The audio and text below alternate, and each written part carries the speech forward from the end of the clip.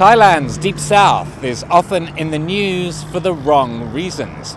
Right now, we're in a province that's rarely in the news at all. Phatthalung is sandwiched between Songkhla Lake in the east and the mountains of Drang in the west. And this limestone cliff behind me symbolizes the province. Now, just because it's off the beaten track doesn't mean that Phatthalung doesn't have a lot to offer. For historians, for anthropologists, for bird watchers, for tourists of all species. Our first stop is Wat Wang, a temple where officials pledged allegiance to King Rama III. Inside there are 108 Buddha images along the walls.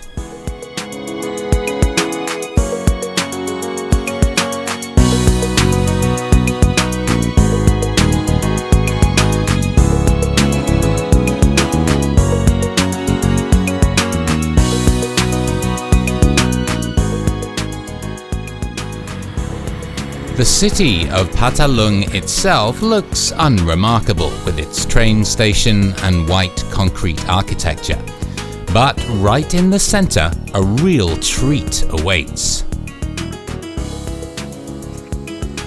How's this for a vision of splendor? Wat Kuhasawan. It was established back in the Ayutthaya era, and it was the first royal temple here in Phatthalung.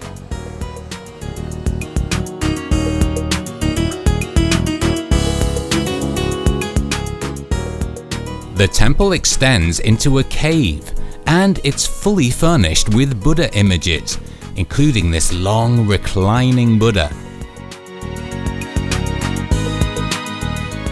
Steps wind down into the earth, past an array of stalactites and stalagmites. By the time we re-emerge, a crowd of young worshippers has arrived.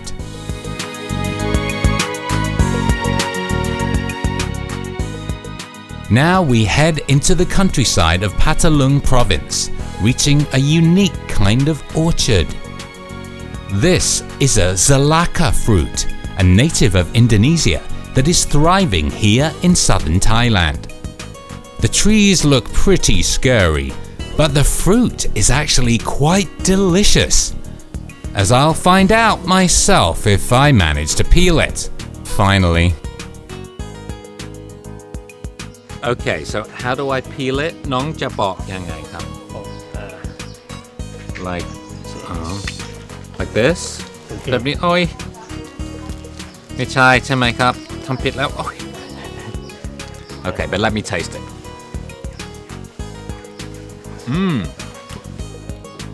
Sweet and sour, succulent. ลอยจางหู้ครับ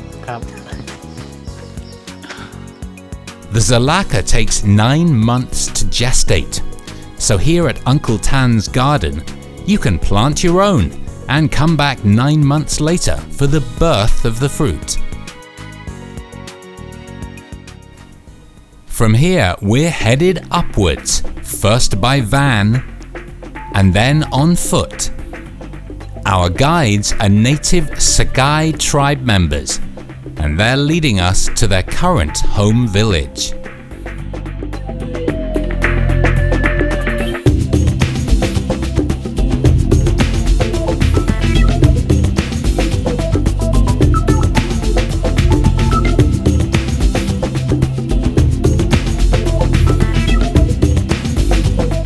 We're really fortunate to be in a village of the ethnic Sakai group.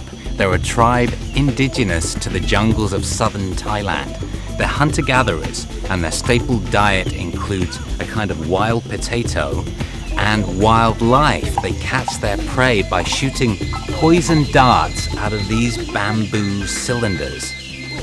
But because the traditional hunting and gathering grounds of the Sakai are rapidly being replaced by palm oil and rubber tree plantations, the sun is setting on the Sakai. The tribe is heading for extinction.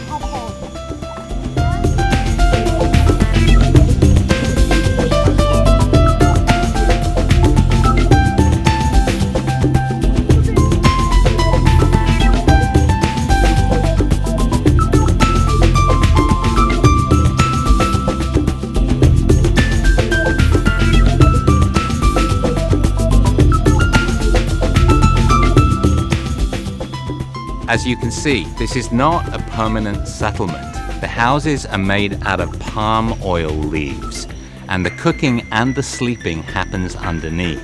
The Sakai tribe move quite frequently. They'll pick up sticks whenever a member of the tribe dies, or when their food sources run thin, or for another reason. When they first set up camp, they go to the toilet quite a distance away from the camp. Gradually, the toilet moves closer and closer until finally, when it's adjacent to the camp, they get up and move. Don't you wish all your decisions were made that simply? Experts believe that the Sakai tribe are actually the original inhabitants of this area. They've been here for the last 1800 years, leading a traditional hunter-gatherer lifestyle. This is one of their staple foods, a root plant similar to a wild potato.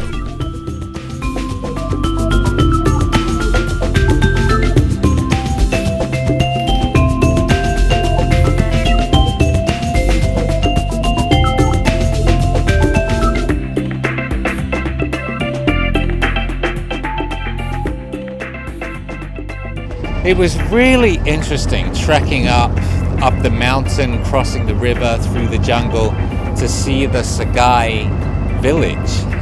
It was really interesting the way they built their houses out of oil palm leaves, and they basically lived under these very fragile leaves.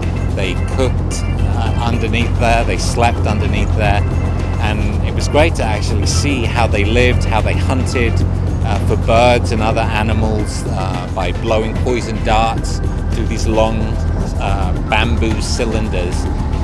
It kind of felt like we were invading their space and almost corrupting their indigenous lifestyle.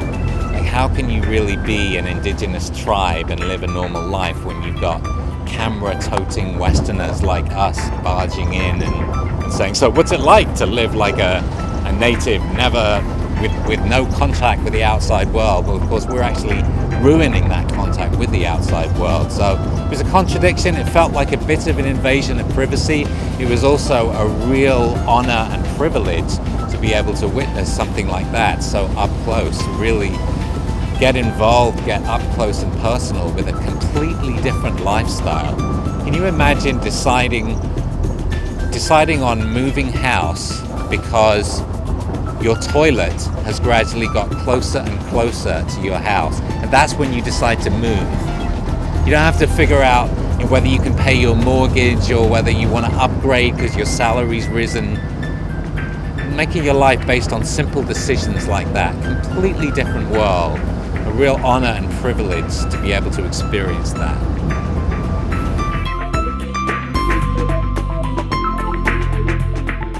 Phatthalung province in southern Thailand, the gateway to a different world.